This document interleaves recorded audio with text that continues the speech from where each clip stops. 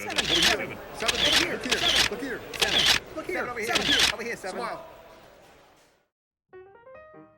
Remember when streaming was supposed to save us? One click and boom, every show you've ever loved right at your fingertips. Yeah, it turns out that was a fairy tale, because for every Friends and Office shoved in your face for the 10,000th rewatch, there's a graveyard of TV shows that streaming has decided don't exist. We're talking series that were massive when they aired, pulled in huge ratings, launched careers, even scored awards, but now they're MIA, no Netflix, no Hulu, not even a dusty corner of Tubi.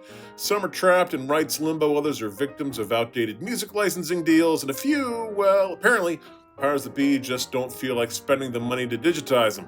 I'm Seven McAllister for Seven Entertainment. Let's take a look at 7 hit TV shows you can't find on streaming. Now, before we get into that, we appreciate your support, so if you enjoy this video, please hit the like button, subscribe to the channel, and give a sweet little nudge to that notification bell. Also, we're talking about the major streaming services here. We get that there are ways to stream these things that might be less than legal.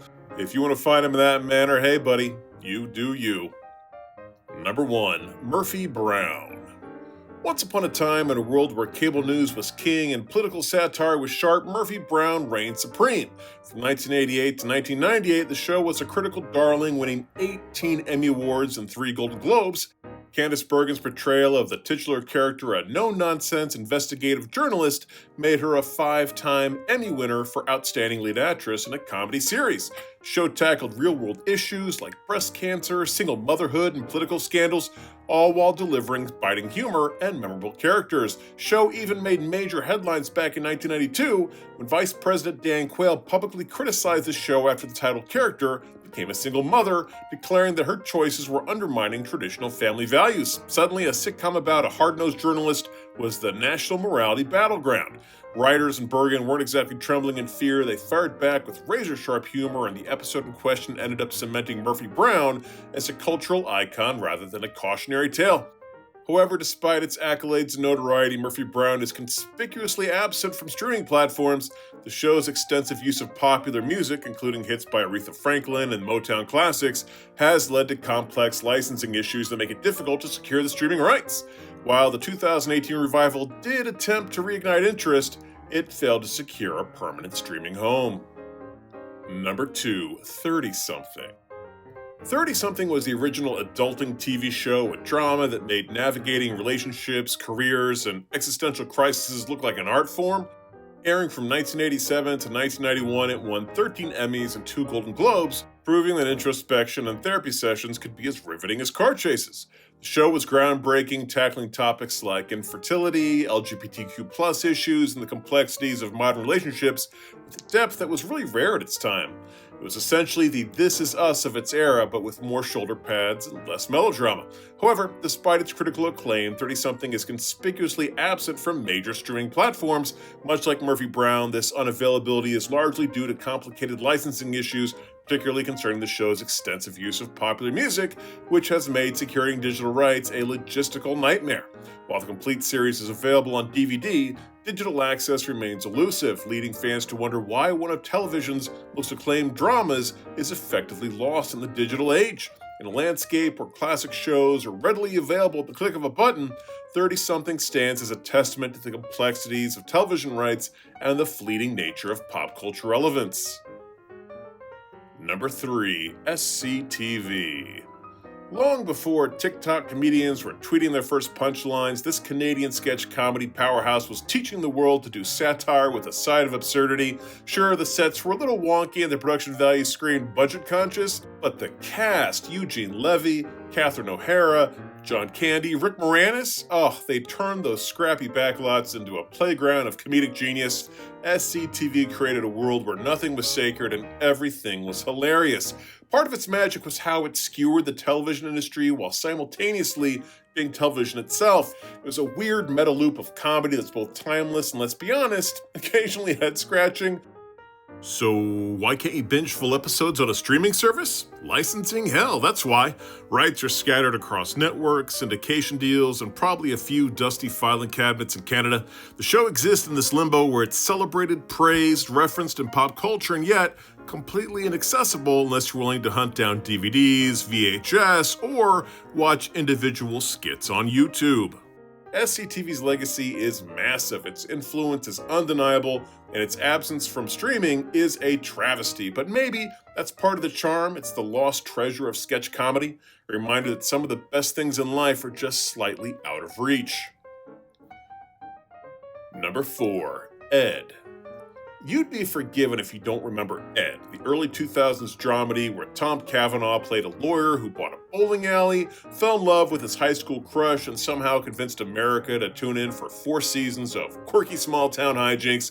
Show was basically comfort food with a side of legal briefs. You had Ed representing clients in bizarre cases, add in Julie Bowen before Modern Family, Justin Long before Apple's commercials, and Michael Ian Black before, being Michael Ian Black. Got a cast that nailed the sweet spot between funny, charming, and just a little bit weird. So why was Ed so big? Well, because it hit the exact vibe people wanted at the time. Heartfelt without being sappy, clever without being smug, and endlessly quotable. And why can't you watch it on streaming? Say it with me, music rights. Yeah, the soundtrack was packed with needle drops from artists who shockingly, for some reason, want to be paid for the work. So the show basically is locked away in a licensing dungeon, along with Murphy Brown, with no parole date in sight. Ed might be the greatest You Had to Be There TV show of its era. And weirdly, it's a cult classic you can't even find on DVD. Number 5. Willow. Remember that time Disney Plus gave us a shiny new Willow series, the long-awaited sequel to the 1988 cult fantasy film? Yeah, well, blink and you missed it because it's already been banished to the shadow realm of streaming purgatory. The show premiered in late 2022 and got canceled faster than you can say brownies. And then, just to twist the knife, Disney Plus yanked it off the platform entirely in 2023. That's right. One minute you're adventuring with sorcerers and sword wielders, the next you're scouring bootleg Reddit links just to prove it ever existed. It wasn't supposed to be this way. Willow had Warwick Davis back, a new band of scrappy heroes. Fans were cautiously optimistic, critics weren't completely brutal, and for once, nostalgia bait didn't feel totally hollow. Then Disney pulled the rug right from under it, citing cost-cutting and content strategy, which is corporate speak for, we'd rather save money than let you rewatch a decent fantasy show. The insult to injury, Warwick Davis himself went public, roasting Disney for deleting the series and erasing the hard work of its cast and crew. Imagine pouring your heart into bringing back a beloved franchise only for some executive in a polo shirt to treat it like yesterday's Halloween decorations. So now, Willow exists in that weird streaming limbo alongside Big Shot, Mysterious Benedict Society, and your childhood sense of trust in corporations. Want to rewatch it? Well, too bad. The Nelwyns lost this battle. Number 6. Police Squad. So here's a mystery even Frank Drebin couldn't bumble his way through. Why can't you watch Police Squad on streaming? You'd think with a brand new Naked Gun movie in theaters, the geniuses at Hollywood HQ would realize, oh hey, maybe we should make the TV series that started it actually available to the people who might want to watch it, but nah.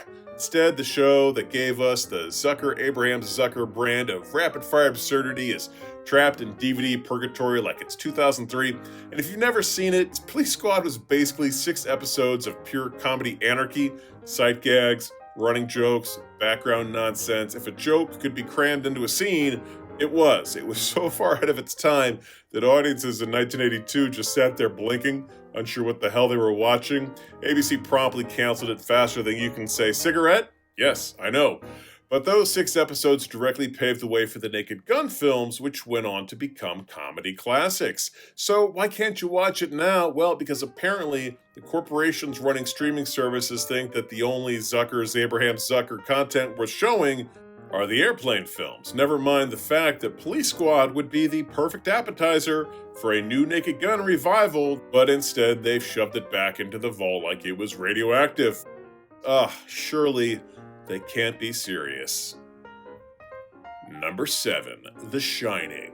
Alright, Does a mini-series count as a series? Maybe not. Am I bitter I can't find ABC's version of The Shining? Absolutely. Back in 1997, ABC decided it was time to remind everybody that The Shining wasn't just Stanley Kubrick's playground of trippy carpet patterns and Jack Nicholson memes. No, no, no, no. Stephen King himself wanted a do-over because he hated Kubrick's take almost as much as Shelley Duvall hated filming it. So we got Stephen King's The Shining, a 3-part miniseries starring Steven Weber, the guy from Wings, as Jack Torrance. Rebecca De Mornay showed up as Wendy, the Overlook Hotel got an upgrade in spookiness, and King finally got to include all of the hedge animals that Kubrick had left on the cutting room floor. Here's the thing, for a hot minute, it totally worked. The miniseries got solid ratings, earned a couple of Emmy nods, and had King fans nodding smugly saying, "See? Hedge animals. Told ya."